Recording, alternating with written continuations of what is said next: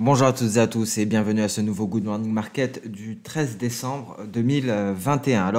On va tout d'abord faire un débrief de la séance de vendredi. Il y a eu plusieurs chiffres qui ont été publiés, notamment l'inflation. Et il est important de voir où est-ce qu'on en est au niveau des différents chiffres, étant donné que mercredi, ce sera au tour de la Réserve fédérale américaine de prendre la main sur les marchés. Donc vendredi, concernant les indices, on a démarré en hausse aux États-Unis, et ce malgré des niveaux d'inflation élevés, des données préliminaires également sur le moral des consommateurs du Michigan supérieurs aux attentes. L'IPC, donc l'inflation, l'indice des prix à la consommation, était conforme aux attentes des analystes, mais le plus important, nous l'avons dit, ça restera la décision du FOMC concernant les taux d'intérêt et l'impact potentiel du nouveau variant.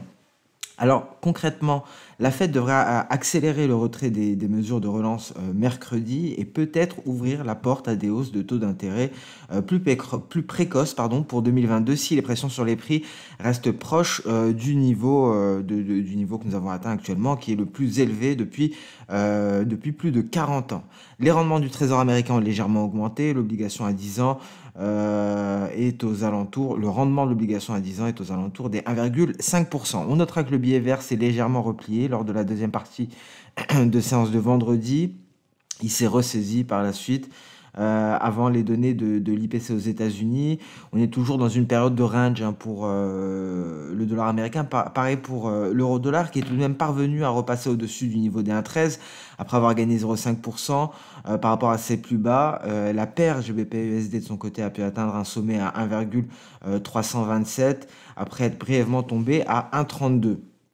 On notera que le GBP a chuté pendant ce week-end, étant donné que le Premier ministre Boris Johnson a mis en garde contre un raz-de-marée d'infections causées par le nouveau variant. Alors les marchés des devises sont également dans l'attente, bien entendu, de différentes décisions banques centrales, parce qu'il y en aura plusieurs cette semaine, parce que les récents développements pourraient être source de surprises concernant les taux d'intérêt ou concernant la politique monétaire d'une manière plus globale. À noter sur les crypto-monnaies, on est toujours en difficulté. Le Bitcoin ne parvient pas à se hisser au-dessus de 50 000 dollars. Il est resté aux alentours des 47 500 dollars. L'indice Fear and Greed des crypto-monnaies indique des conditions de peur extrême. On parle souvent de cet indicateur, de cet indice Fear and Greed. Et on notera également que la capitalisation totale du marché des crypto-monnaies se situe aux alentours des 2200 milliards de dollars après avoir chuté de 3,6%. Alors quelques points concernant la géopolitique, quelques tensions géopolitiques, notamment face à l'Iran. On notera que les États-Unis et Israël prévoient des exercices pour se préparer à d'éventuelles frappes sur les sites nucléaires iraniens. Un responsable militaire iranien met en garde contre un prix sévère pour les agresseurs. Mais d'un autre côté, le négociateur en chef iranien a déclaré que de bons progrès ont été réalisés lors des dernières négociations nucléaires.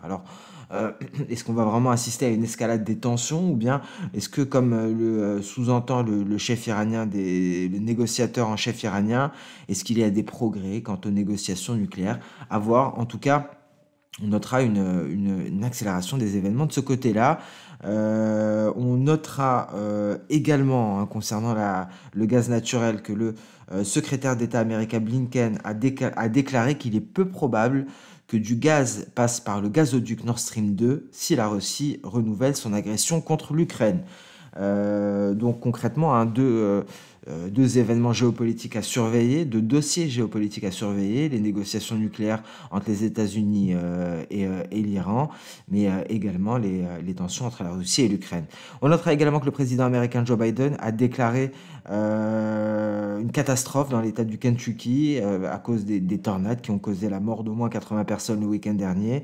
C'est une déclaration qui ouvre la voie au déploiement de davantage de ressources fédérales dans la région. Donc voilà pour le contexte de marché pour ce début de semaine, ce lundi 13 décembre 2021, un lundi qui a commencé par un gap haussier pour le CAC 40, gap haussier qui est déjà comblé, un repli ici pour le DAX, mais on va voir tout cela plus dans le détail avec le CAC 40 ici en données H4. Hein. Vous voyez, on est toujours dans cette zone de ce précédent gap. On attend la cassure définitive des 7060 points pour espérer aller chercher les records historiques pour le CAC 40.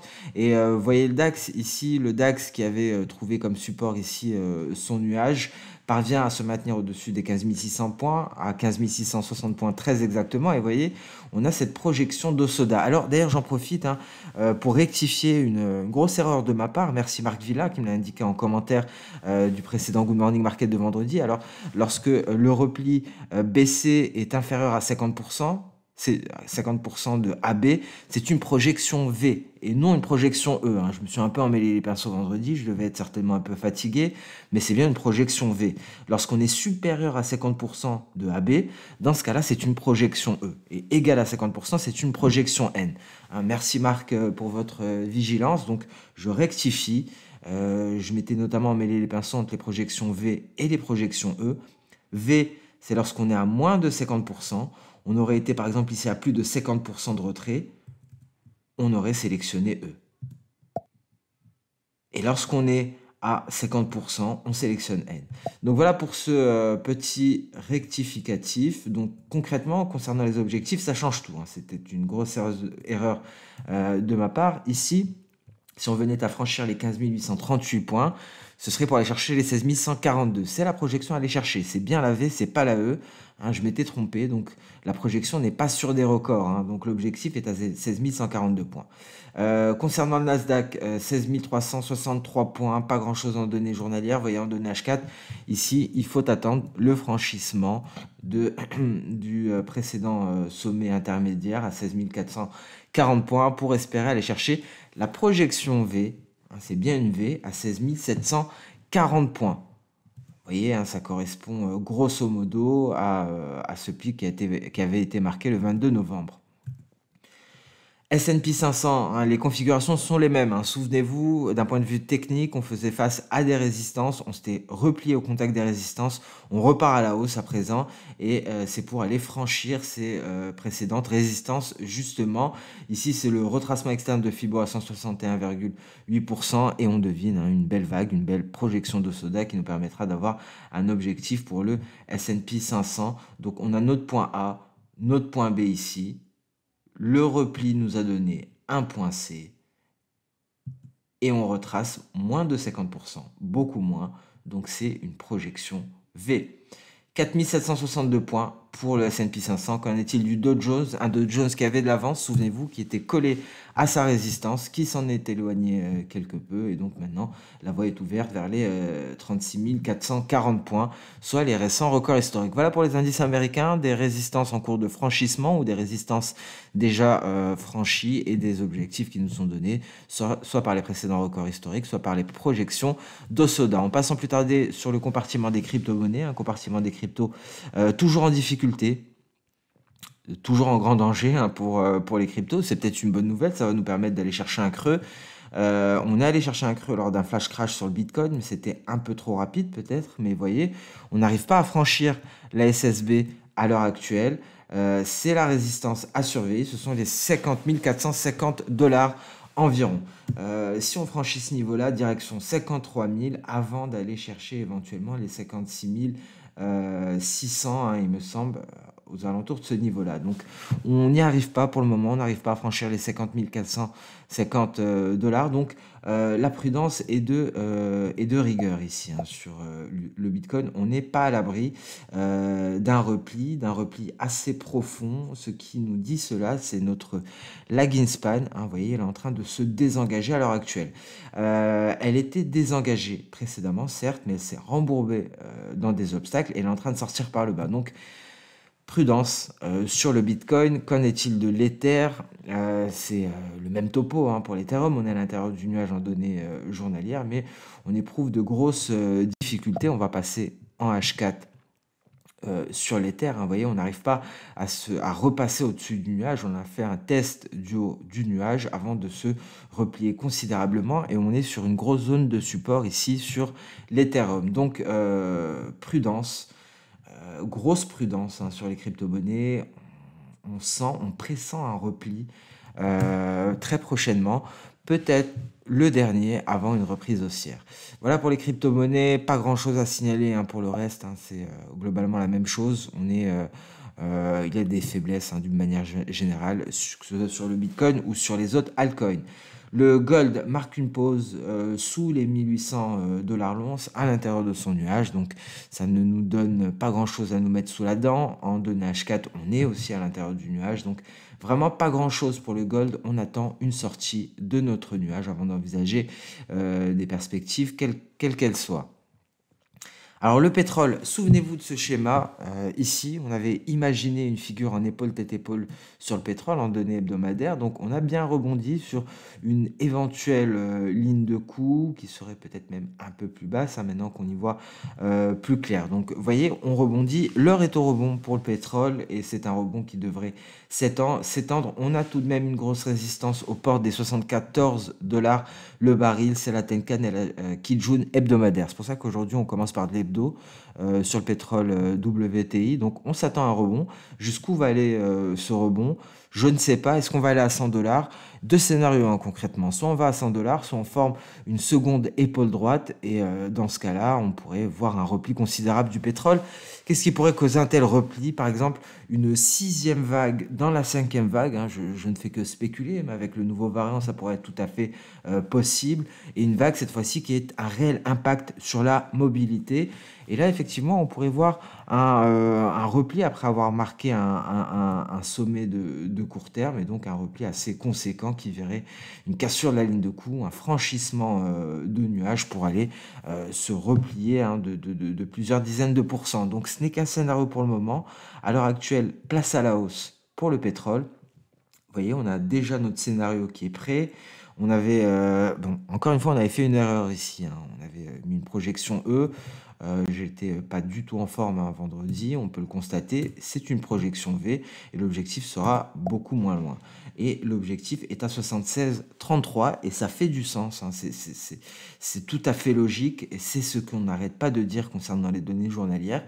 Le pétrole devrait aller chercher le bas de son nuage et les projections de Soda viennent le confirmer. Donc concrètement, si on venait à franchir la Kijun, les 73-67, c'est direction 76-30 pour le pétrole WTI, ce qui permettrait de finaliser cette vague en A, B, C et D. Tout ce qu'on attendait, c'était de marquer un creux C. C'est chose faite à 70-20.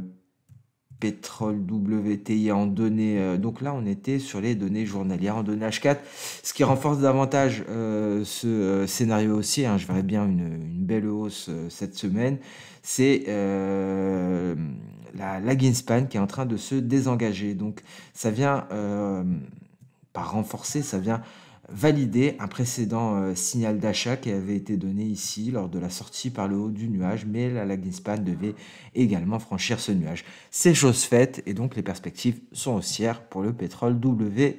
Le gaz naturel qui est allé chercher le retracement de Fibo à 61,8%, est-ce que c'est à la fin du rebond? C'est fort probable. Et donc ici on a déjà une projection. Alors est-ce que c'est une E? Je fais pas mal d'erreurs avec les projections dernièrement. Ici, on a un repli d'1,610 et une hausse de 0,791. Donc, 1,5. Là, c'est un peu plus compliqué. Il faudra être un peu plus précis. Donc, la hausse est de 0,8. Ici, on est à 1,6. Donc, on est supérieur à 50%. Donc, c'est bien E. C'est bien E. Ici, bon. Ici, pas d'erreur. Et on a donc cet objectif pour le gaz naturel. Et on notera également le blé. On a parlé du blé en données journalières. Est-ce qu'on a une figure en épaule, tête-épaule? En tout cas, on a bien rebondi ici sur le nuage. Et en cas de franchissement de la Tenkan, si on passe au-dessus des 795, direction les 820 environ. Ce sont des objectifs donc de court terme. Si et seulement si cette figure ne se finalise pas, une éventuelle figure en épaule, tête, épaule. Hein. Ici, on retrouve les deux épaules et on va avoir notre tête à ce niveau-là.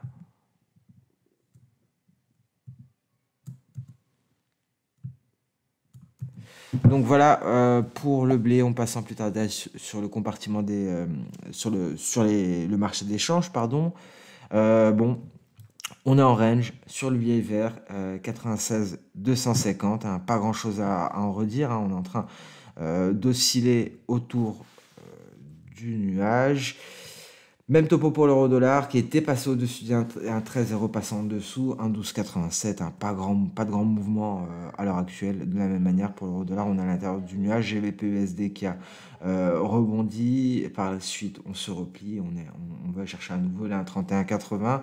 On avait parlé de l'AUD USD, toujours sous cette même résistance. Intéressant l'USD 4, ça nous met peut-être la puce à l'oreille sur une éventuelle hausse prochaine des cours du pétrole. Pourquoi? Parce qu'on s'attaque à une grosse résistance en données H4 et on pourrait assister donc à un repli sur l'USD4, ce qui viendrait confirmer la hausse des cours du pétrole WTI. Donc on pourrait ici voir une baisse considérable de l'USD-CAD en réponse à la hausse des cours du pétrole WTI, ce qui viendrait confirmer la corrélation négative entre USD-CAD et les pétroles. Et sur ce, on met un terme à ce Good Morning Market. Je vous souhaite un très bon début de semaine, un très bon lundi. On se donne rendez-vous dès demain pour le prochain Good Morning Market. Au revoir.